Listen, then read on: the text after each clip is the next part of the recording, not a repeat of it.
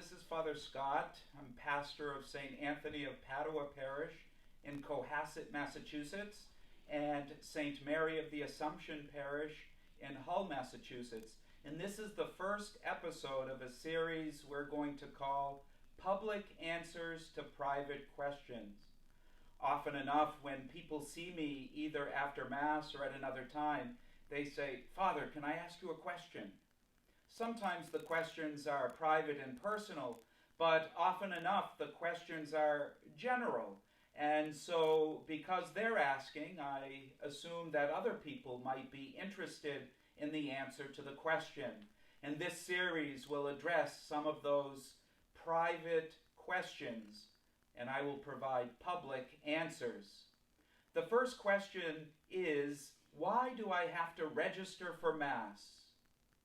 We resumed the public celebration of Masses on Memorial Day weekend 2020, and with that we had to follow a series of directives from both the Church and the state to assure a safe and reverent celebration of the Mass. And we are committed to that safe, reverent celebration of the Mass. But perhaps the most often asked question since resuming public celebration of Masses is, why do I have to register for Mass? Or, put another way, I've been going here for 40 years. Why do I now have to register for Mass? There are two answers to this question. The first is, one of the directives we need to follow has to do with the occupancy of each church building. And while there's a certain number that we have to remain under, more importantly, we have to keep the social distancing so that those who live in the same home can sit together, but they must sit 6 feet from others. And if you live alone, then you must sit 6 feet from others. This limits the number of people we can safely have in the church for the public celebration of Mass. The number in Cohasset is 140, and the number at St. Anne Church of St. Mary of the Assumption Parish in Hull is 70.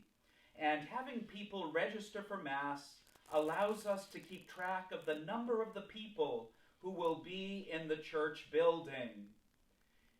It also allows us to contact you after the celebration of Mass should the need arise.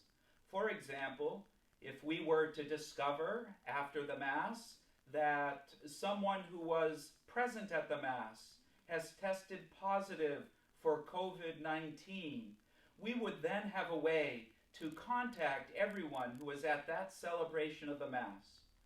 So I know that pre-registration for the Mass can be somewhat inconvenient and is a new type of behavior for all of us. But it helps us to monitor the number of people in the church so that we can remain under the number allowed, and it allows us to contact those present at the Mass after the Mass, should that need arise.